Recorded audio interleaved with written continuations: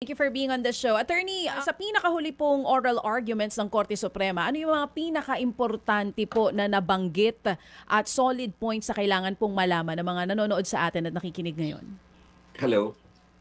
Yes po. Hello? Yes po, Attorney. Malinaw Na, po ako. yes. Opo. Narinig ko naman, Bits, pasensya na sa Baguio pa kami ngayon. Una muna na tackle ulit yung reserve funds at dapat para ito sa PhilHealth at sa Universal Healthcare.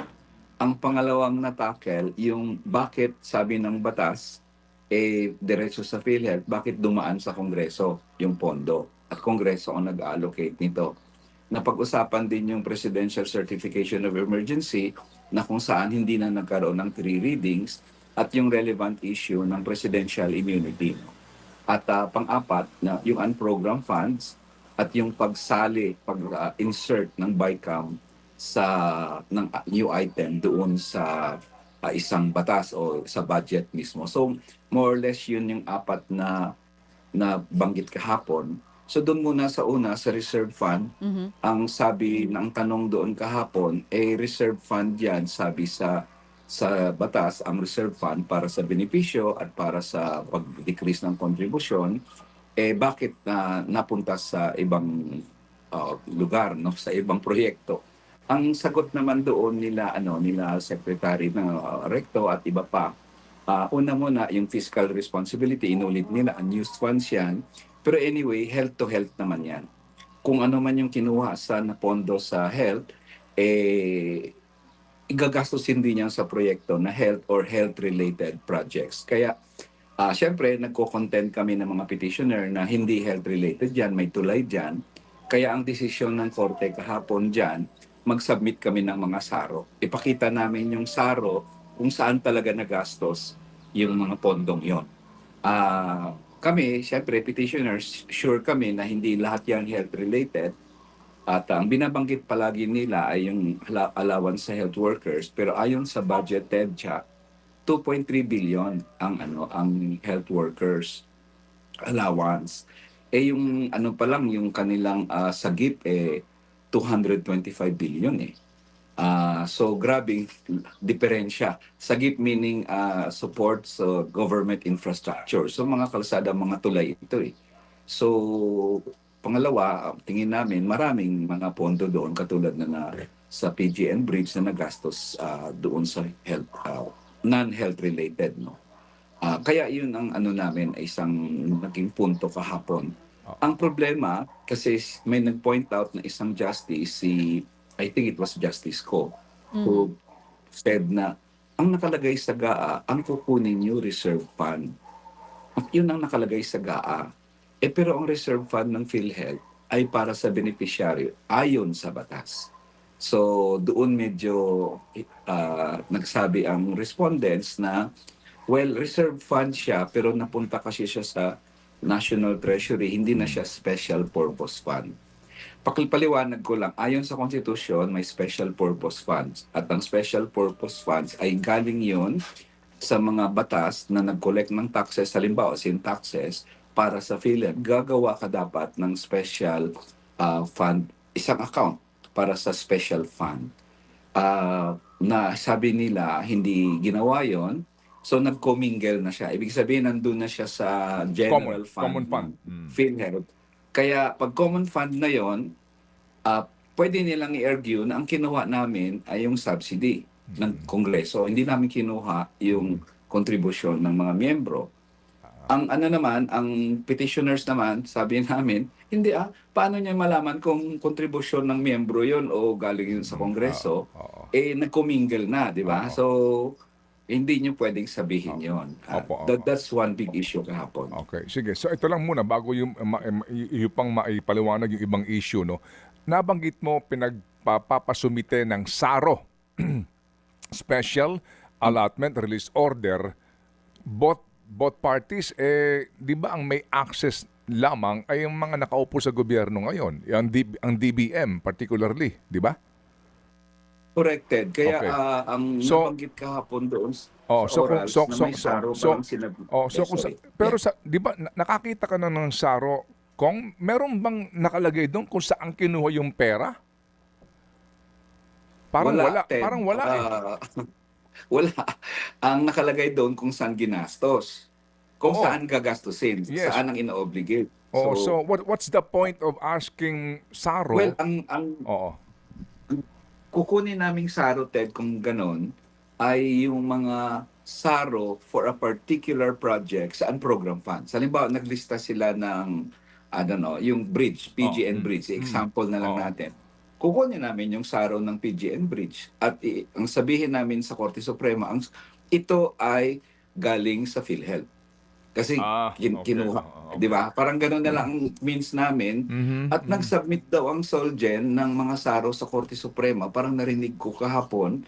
At hingi kami ng kopya sa Korte Suprema kasi wala Oo. kaming kopya ng saro na sinabit Oo. ng Oo. Solgen eh. At least kami sa Bayan Muna Party List, wala kaming wala kaming kopya no. So hingiin namin 'yon para malaman namin kung totoo nga na health to health. Although, of course, kami nagsasabi na hindi yan health to health. Marami kayong pinondohan dyan na kung ano-anong mga kalsada o tulay na hindi health related. Okay, gusto ko lang kasi liwanagan yun siya, para lang sa kabatiran Para lang po ninyo malinaw, kasi oo. nabanggit nga yung SARO, ano ba ibig sabihin? It's a document, di ba? Saying na may pera sa particular na proyekto, pero sa aking pakakatanda, wala namang nakalagay sa SARO na ito ay galing sa PhilHealth 89.9 billion. Wala namang ganun sa mga SARO, di ba? Kaya nga, oo, di ba? Wala namang specific na pinanggagalingan. Ito ay galing sa kinuha namin na 20 billion sa PhilHealth. Wala naman eh. Wala. So, ang paliwanag kahapon, kasi may justice na nagtanong, di ba kalsada ginagastusan nyo? Ang sagot ng respondents, ang kalsada na yon para itahi yung distrito kasi may ospital dito, para ang tao makapunta sa ospital. Pero ang nakita namin sa budget, may farm to market road sila eh. So not farm to hospital road, farm to market road. Kaya iko-contest talaga namin yung health to health na sinabi ng respondents kahapon. So parang pwede mo nang sabihin din, pwede mo nang i-connect, bakit tagtad ito ng project na waiting shed? Kasi Correct. yung pupunta ng ospital, sasakay ng jeep, habang naghihintay ng jeep, hintay muna sa waiting shed. Parang ganun ang logic May doon, coconnect. Kong. Lahat na lang pwedeng i-relate sa Di ba? health, ano? Di ba? Kasi, kapag para ma-connect mo lang, lakas ng... para Wag mong sabihin yan kasi baka yan talaga ang gamitin nilang dahilan. para ma-connect, parang sa education budget, di ba? Para mapalaki yung education budget. Isinama yung Pati iba. na ho yung mga Academy. graduate studies, Oo, na mga, oo. etc. Anyway, in this case po, para ma-connect Yes. daw na ginastos po yung pera sa For infrastructure, ma-connect mo sa health. Kasi kalsada yan para doon sa Amang Rodriguez Medical Center sa ganito. Oo, bago ka mapunta ng Diba? ospital, dadaan ka sa kalsadang yan. Oo. So yan, Kaya may konektado yan kaugnayan sa sa health. medical services. Correct. Kaya nga, ituloy na natin, di ba? Bakit kinakailangan ng basketball court? Kailangan ng... Bakit? Aba, importante yan sa kalusugan ng mga tao. Nang sa ganon, Malakas ang kanilang kalusugan. Tama, mali. Sabi nga nung mga naging comedy na ito. Hindi, naging common sense. Di ba yung sinasabi nila? Common sense. Common Go ahead. sense. Okay, go ahead, Neri. Attorney Neri, Yes. let's talk about that word, common sense. Nabanggit po yan kahapon. Ano pong reaction nyo doon na tila, para sinasabi, common sense yung naging pag-transfer ng pondo ng PhilHealth papunta sa National Treasury? Una-muna, ang common sense nila doon, unused funds yan eh. Common sense dictates na dapat gamitin kasi pag hindi yan ginamit, sayang yan, di ba? So yun ang common sense. Ngayon, ang sabi naman namin, common sense yun, pero pag naglabag na sa konstitusyon o sa batas, hindi pwede yun. Na according to our common sense, Your Honor, this is better spent here. Pangalawa, importanteng proyekto daw ang dadalhan ng mga pondo na yon ng unused, na hindi ginagamit. Sabi namin, ba't nyo nilagay sa program funds? Dapat nilagay nyo sa program funds, di ba? Pangatlo, yung mga proyektong sinabi nyo, wala yan sa sinubmit na budget ng presidente. So, kung importanteng proyekto, hindi yan nalagay doon, 281 billion. Hindi rin yan sa in-approve ng House. 281 billion pa rin yung unprogrammed funds na yon at hindi rin yan nakalagay sa unprogrammed funds ng Senado. Si BICAM, bakit siya lang ang naglagay noon, mga projects na yun, at grabing laki, Ted. That's 449 billion na mga proyekto ang nilagay nila doon. So sa amin, which leads to the next question ni Justice Ko, ayon sa batas, ang pondo ng sin taxes will go to PhilHealth. Nalaman kahapon, pumupunta pala muna sa National Treasury. From the National Treasury, i-appropriate ng Kongreso sa GAA and then saka pupunta sa PhilHealth. So ang tanong ni Justice Ko kahapon, bakit ba't hindi ba pwedeng idiretso? Hindi daw may mga budgetary guidelines kung ano-ano pa. Sabi ni Justice Ko, simple lang yan, ledger lang yan, o in, out, di ba? Why does it have to pass through Congress? Kaya pala, nagni-negotiate ang PhilHealth sa Kongreso para bigyan ng pondo kasi sa Kongreso manggagaling. Kaya kami sa bayan muna ang sabi namin sa petition na to, dapat ang pondo diretso sa tao. Huwag nang sumabit pa sa bulsa ng mga politiko. Kasi mahirap yung ginawa nilang yon. Ngayon, Congress is all-powerful to give you kung ano man bigay nila o hindi nila ibigay. And that leads to the next question of Justice Ko. Sabi niya, di ba, ang presidente ngayon ang gumagawa, therefore, ng unprogram fund budget. Ito naman ibig sabihin ng Justice Ko. Walang pondo daw, sabi ng respondent, ang unprogram fund. Pag magkaroon ng pondo, tsaka gagastusan kung ano man sa mga proyekto ang pwedeng gastusan. Ang tanong ni Justice Ko, sinong pumipili? Kung saang tulay o kaninong kalsada o health workers o kung ano pa man ang gagastusan? Sabi nila presidente. Sabi ni Justice Ko, ang presidente ngayon na may sariling budget. Siya ngayon ang pumipili sa kung ano mang proyekto, di ba?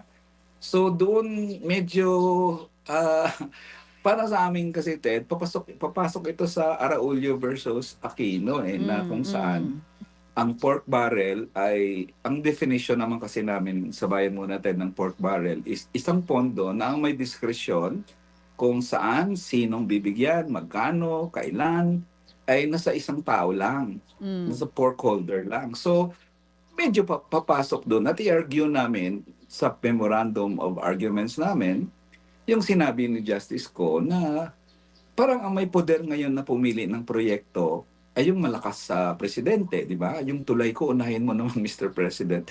So, yun yung nangyari kahapon. And in fact, Ted, parang anong tinanong ang amicus kahapon, magandang sinabi niya, sabi ng amicus, actually, ang lahat ng proyekto na nasaan program funds, karamihan dyan, ay nasa program yon. Gustong gastusan ng presidente yon. Ngayon, itong 281 billion, ito lang yung unprogram. Maraming mga humingi sa liderato ng Kongreso. Parang yun ang kuha ko doon sa explanation niya. Na unahin mo naman tong tulay ko. Unahin mo naman tong kalsada ko. Ang sabi ngayon ng liderato ng Senate at House, puno na to Di bale, ililipat namin yung proyektong ito na 40 billion doon sa program para ma-accommodate yung 40 billion na proyekto nyo. So, sa kakalobo nila ng unprogram fund, lipat ng mga proyekto sa unprogram fund to accommodate yung mga favorite projects ng mga kong at senador, lumubo ngayon itong unprogram fund. Kaya naghanap sila ngayon ng pondo at PhilHealth nga ang isang nakita nila kasi malaki na ito, 749 billion na itong unprogram fund bigla. Di hanap tayo ng pondo, PhilHealth ang pinampuno. So babalik kami sa argumento namin na hindi health to health yan. Actually, right from the start, kinunan nyo ng pondo ang PhilHealth to accommodate yung proyekto nyong tulay o kung ano pa man dyan sa program fund. Pangalawa, kahit yung pondo ng PhilHealth mismo na para sa health ay ginastos nyo sa iba. So yun yung argumento talagang clincher dito. At nilabag nyo ang batas sa sin taxes. Attorney, bukod dun sa PhilHealth Fund transfer, nabanggit din po ni Secretary Recto yung tungkol dun sa 104 billion pesos na na-remit naman po ng PDIC sa National Treasury. We don't know what's going to be the decision of Supreme Court sa ngayon, pero kung sakali po ba na iutos ng Korte Suprema na ibabalik yung pondo sa PhilHealth, damay din po ba dito yung pondo ng PDIC? Yes, damay yan kasi na-mention yan ng bayan muna at least sa petition niya at sa Yes po. manifestations namin sa Oo. court, yung PDIC. So bahagi yan. Yun nga lang, naging issue sa publiko talaga ang PhilHealth kasi diretso sa bituka, diretso sa kalusugan yun eh. Ang PDIC kasi parang hindi siya ganun ka, kasi marami naman. Ang PDIC kasi insurance yan sa mga depositor na pag na-bankrupt ang bangko mo, babayaran ka ng 1 million ngayon. No? Oo, Kung oo. 1 million man ang pera mo sa bangko, babayaran ka ng 1 million ng PDIC. Mm-mm. Na karamihan naman sa mamamayan natin, wala namang pondo sa bangko. So hindi sila interesado doon. Mm-mm. Although karamihan ng middle class dapat interesado doon kasi may mga Yes. deposito sila sa bangko Oo. at kung may nangyari sa PDIC, hindi ma-insure yung kanilang Oo. insurance. Well, ang at least kanilang that's deposito. good. Dahil dito sa petition na nagsimula sa PhilHealth, kung kumatig sa inyong Korte Suprema, kasama yung pondo ng PDIC sa ibabalik. Ngayon, dun po sa sinasabi ni Secretary Recto naman, na kung sakaling iuutos ng Korte na talagang ibabalik yung pondo, ang plano daw po nila, isasama daw po yun sa National Expenditure Program for 2026. Kung maaga daw yung ipapatupad ng Korte. Pero magkakaroon naman daw po ng fiscal pressure, yun ang sinasabi niya. May basihan po ba doon sa sinasabi niya? I mean, na 2026 na lang at hindi agad ibalik yung pondo? Una muna, para sa amin ang una munang gawin, i-prove nila na nagastos yung pera. Hindi pwedeng sabihin nila, sa next year na lang yan kasi nagastos na namin. No. Prove it na nagastos. Pag sinabi na nagastos sa ang proyekto kanino, klaro dapat yon. Pangalawa, gusto namin at giniit ko to sa isang sagot ko sa Korte Suprema, titingnan din, meron bang irregularity na report ang COA doon? Kasi pag may irregularity na report, dapat isoli yun. Ibig sabihin, attended by bad faith yung paggastos nyo. Ngayon, ang sunod nilang sasabihin, next year na lang, sa budget na lang. Siyempre, ito ngayon na nilagay ang publiko, nilagay nila tayo sa pader na hindi na tayo makagalaw except to wait for it next year. So kung gawin man nila yon, di sana yung buo. Pero kami, ang posisyon namin sa ngayon, isole yung 449 billion na pinasok sa unprogram fund ng mga bagong proyekto na walang nakakaalam ng proyekto na yon. Pinasok nila sa unprogram fund, dapat ibalik ng buo yon plus yung PhilHealth at PDIC. Sinabi ko yon in one of my answers ng third oral arguments, pati PDIC at ang PhilHealth. Balik rin. Sige po. So salamat na marami, Congressman, again for standing up. Sa ngalan din po, well, marami naman po kayo na naghain dito ng iba't iba pong mga kaso, no? At kasama din po ninyo doon sa pagiging present during the past oral arguments na ito ng Supreme Court. So salamat po again para po sa inyo pong effort dito po sa pakikipaglaban natin sa karapatan po ng mga Pilipino para po sa pondo ng PhilHealth at ilang pang usaping pambayan. Ang ating pong prayer nga lamang po ngayon, Congressman, na maging paborable nga po ang desisyon ng kataas-taasang hukuman. We pray na sila po ay mabiyayaan ng katalinuhan, at ng konsensya sa kanila po magiging desisyon sa isyong ito. So Congressman Nery, good luck din po sa inyo at muli po salamat sa inyong grupo sa Bayan at Bayan Muna.